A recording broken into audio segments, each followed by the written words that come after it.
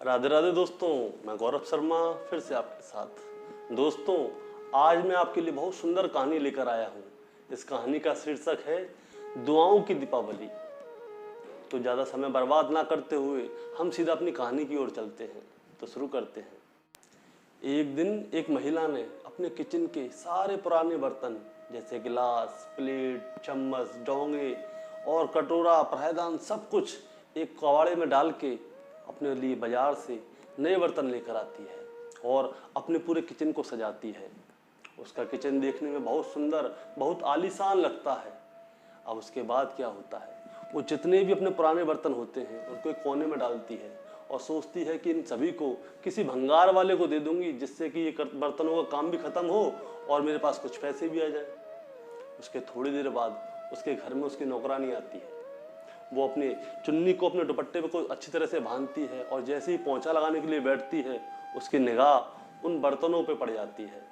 अब उसको देख के उसकी चीख निकल जाती है। वो कहती है, उई माँ, मैडम, क्या ये इतने सारे बर्तन मेरे को मांजने पड़ेंगे?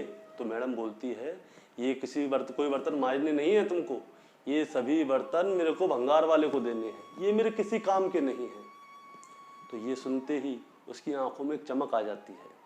वो कहती है, मैडम, अगर आप चाहें तो इसमें से एक डोंगा मैं ले सकती हूँ।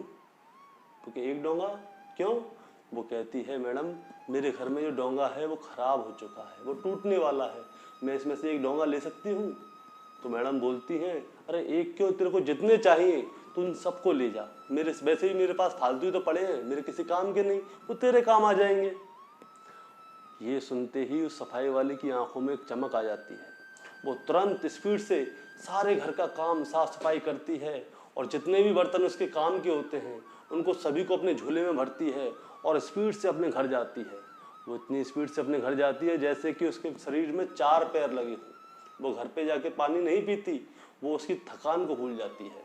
वो सबसे पहले जो उसकी किचन में पुराने बर्तन थे उन सभी किचन के बर्तनों को एक तरफ रखती है और जो बर्तनों को वो लेकर आई है वो उनको अपने किचन में सजाती है।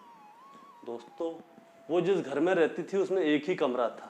उस कमरे में किचन अटैच थी, मतलब कि उस कमरे की दीवार पे ही उसने किचन बनाई हुई थी।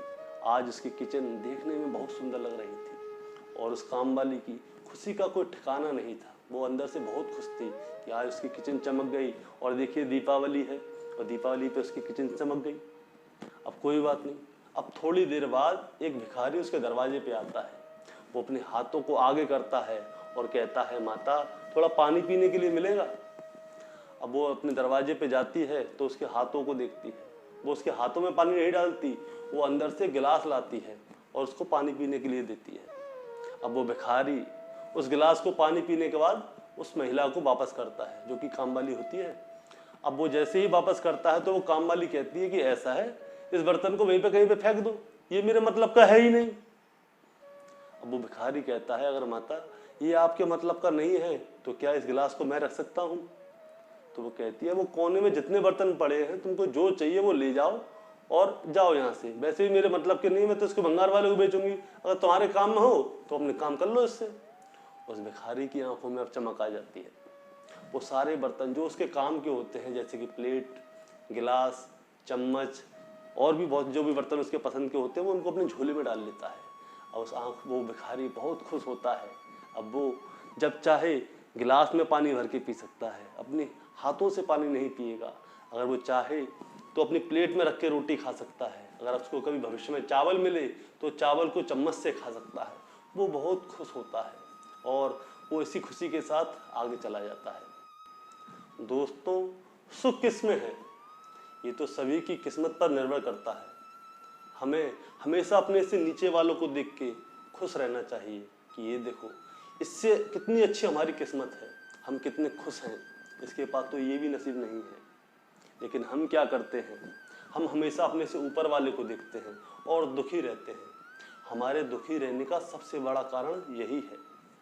हमेशा दान देने की आदत डालनी चाहिए और इसी को एक चेन बना लेना चाहिए। इसका एक कॉन्सेप्ट होना चाहिए कि हमें दान देना है। अपने साथियों से भी कहना है कि हमें दान देना है। इससे क्या होगा, इससे ये होगा कि जो हमारे दान का सबसे आखिरी शरणार्थी, यानी कि हमारे द्वारा जिसको सबसे आखिर में दान मिला है, उसकी जो सबसे पहली दुआ होगी ना, वो किसको लगेगी? उसकी दुआ सबसे पहले उसको लगेगी कि जो कि इस चैन में सबसे पहले जिसने दान किया था। दीपावली की साफ सफाई शुरू हो चुकी है दोस्तों। हमारी भगवान से प्रार्थना है कि आपके घर में नई क्रॉकरी आए, नए कपड़े आए, नया फर्नीचर आए और आपका घर बहुत अच्छी तरह से जगमगाए। और पुराने सामान का क्या करना है, ये आप मुझसे ज़्यादा भली भांति जानते हैं। बस आपकी झोली दुआओं से भरे, बस यही ईश्वर से मेरी प्रार्थना है कि आपकी दीपावली शुभ और मंगलमय हो। तो बोलिए राधे राधे दोस्तों। अगर आपको हमारी यह बात जरा भी अच्छी लगी हो, अगर आपके मन में दान करने की थोड़ी भी इच्छा जागी हो, तो कृपया कर हमारे इस वीडियो को थोड़ा सा लाइक जरूर कर दें। और अगर आप चैनल पर नए हैं और ऐसी ही कहानियाँ सुनना चाहते हैं तो हमारे चैनल को सब्सक्राइब भी कर दीजिएगा। तो बोलिए राधे राधे।